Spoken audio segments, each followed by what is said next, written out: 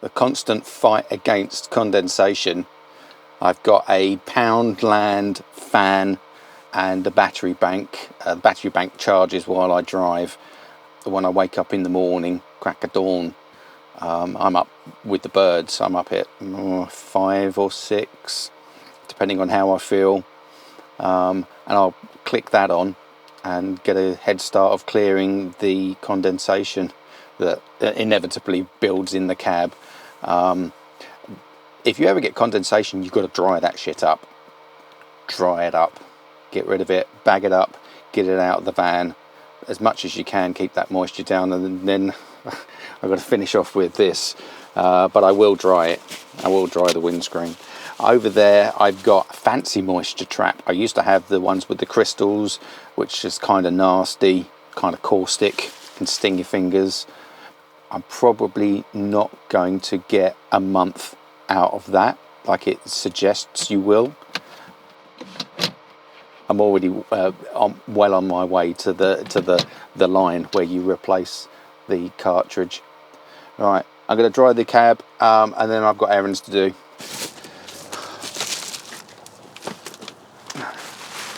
I shared my van with all of this last night. These are donated gifts by a charity called Baby Dinosaurs, and they collect all of these donated gifts and they distribute those to other charities like ours, like Cat Zero. So these are for the families that we support, and there's for a range of ages, from babies up to teenagers. We collected these from Baby Dinosaurs yesterday, but I wasn't able to get back here to put them into secure storage. So they're letting me in on their. They're not actually open today, but they're letting us in, or letting me in, so I can deliver all of these, put them in our office upstairs.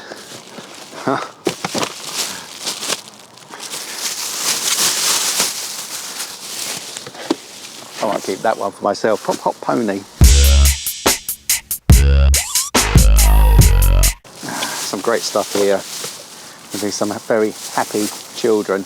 We'll distribute these to our families, and some of our families are really facing hard times. And this time of year, they really want to do the best for their kids, and they just can't stretch to Christmas. It's a bit of an extravagance, isn't it? So that's where Baby Dinosaur steps in, and they take donations from public, from businesses. They do all the legwork and then distribute them to us lot. I'm gonna have to do several runs to the office. Yep, it's 11 o'clock. Let's get running.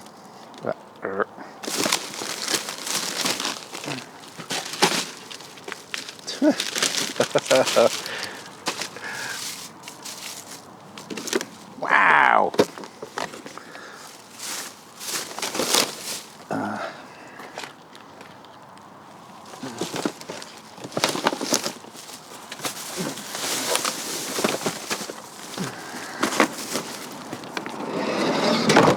I'm not going to plumb the diesel heater into the sender unit. For the amount of time that I'm going to use it, I don't think I'll bother.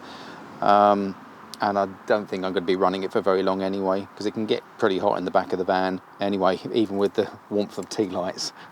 So I'm going to put a tank, the tank that came with it, I'm going to stick behind the seat there. There's enough space for me to have my seat in its normal position. The pump, I think I'm going to put down there. It's a really solid piece of the chassis there, so there's going to be minimal transmission of vibrations through into the van. I've seen at Bruce Lauderdale, if you've watched his channel, that's where he stuck his. I'm going to have to bring the fuel line back underneath and into the van. There's a gasket here, like a weather sealed gasket type thing. I think I can come through that. Bring the fuel line back into the van, into the pump, and the filter I'll probably put there as well, and then for easy access and maintenance, and then into the tank, and then perhaps tonight we can have some diesel heat. Not that it's been cold. Last night in the van it was like 12 degrees all night long, which was way too warm for me to be sleeping. That was really uncomfortable, kicking off the covers. I didn't get out of bed until 8 o'clock this morning, a real lay-in, just because I didn't sleep very well during the night. While I'm at B&Q, I can work here in the car park. It's pretty quiet for now, and I could stop and get parts if I need to. I went through a grommet that's on the underside of the van, just made a tiny hole in that, and the hose pushes through. There's some rust down there as well, so I'm going to treat that and then wax oil it or equivalent. I was going to bring the fuel into the step area where I was going to mount my pump, but I decided that I was going to put it into the void inside the B pillar. The instructions of the pump showed the pump the wrong way round. I realised my mistake and then flipped it around. I will line that whole area with the silent coat. When I was assembling the fuel filter, came apart in my hands. So there's a tank behind the driver's seat. Fill up at the pump, stick the hose in, fill that tank up. I'm waiting for a 60 to 75 millimeter hose adapter. In the meantime, I've slid the 60 millimeter hose into the 75 millimeter hose, and that is purely temporary, and there's some gaffer tape. This thing reckons that it's 13 degrees in here. I'm not sure it is because I can see my breath. The heater's been running now for like 4 days, and I'll run it in for another week. Once I'm happy everything's okay, I'll make it permanent, and I should have that thing to join the pipes together and make it all look good. One benefit of running the 60 millimeter pipe inside the 75 millimeter pipe is that it's almost like a heat shield. So the pipe, the 75 millimeter pipe on the outside, doesn't get anywhere near as hot as the exposed pipe. So what I might do is, when I've got everything in place, I'm just going to slide my spare 75 millimeter hose over the 60 millimeter hose, so more heat finds its way into the back and less into the space underneath the seats in the front.